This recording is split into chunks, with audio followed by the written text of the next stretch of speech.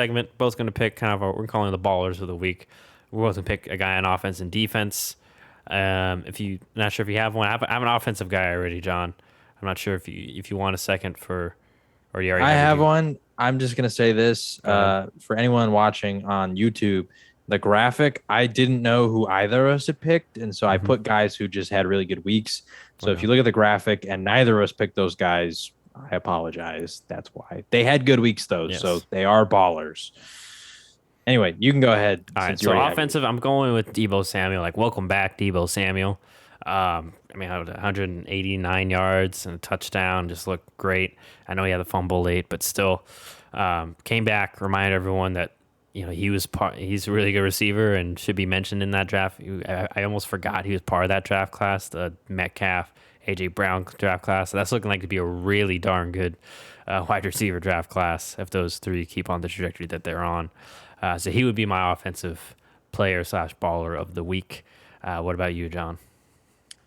Mine's going to be a less sexy position, but I got to give some credit again to Rashawn Slater playing Chase Young, Hey, Montez Sweat, here. Jonathan Allen, Deron Payne. I mean, there's just a monster front seven that's coming after quarterback all day. And he didn't even allow anyone to breathe on Justin Herbert. And there's a lot of other guys in contention for it. But as I don't know, I like giving credit to O line when they have an amazing game like that against a really good defensive line. So really impressive performance from him in his first game.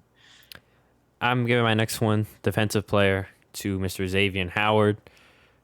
Held out, said he deserved more, felt he deserved more money. And what does he do week one? He gets the game sealing slash saving fumble punch on, Damian Harris. Also played a great game, obviously coverage wise.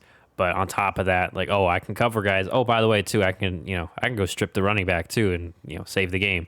So, yeah, maybe a little bit of a narrative driven with that one with the whole offseason stuff. But glad to see that, I forget, did he end up getting paid? Yeah, they They restructured it to where restructured he it. got So more yeah, money. I forget. Yeah. So good to see him that he got the money that he wanted, and good for the Dolphins that the fact that he's already came through making plays, literal game changing plays is what you want. So that is my defensive player slash baller of the week. What about yourself, John? Mine's not going to be a fun one. It's Chandler Jones. He had Nah, five I sacks. listen. He I was forced hoping two you would take him. fumbles. I was like, I do feel like Johnson take this. Let me go with Xavier. Yeah, I mean, like You can't ignore that. like if you didn't pick him, I had to. You can't Yes. not mention Chandler Jones. Five sacks, two forced fumbles. The guy, I mean, he was a beast against the run because Derrick Henry, didn't have a good game, and Chandler was a big part of that. Like, I mean, when you do so well that you get the offensive lineman to tweet out about it and say, "I had a bad game. You destroyed me. I got to get better."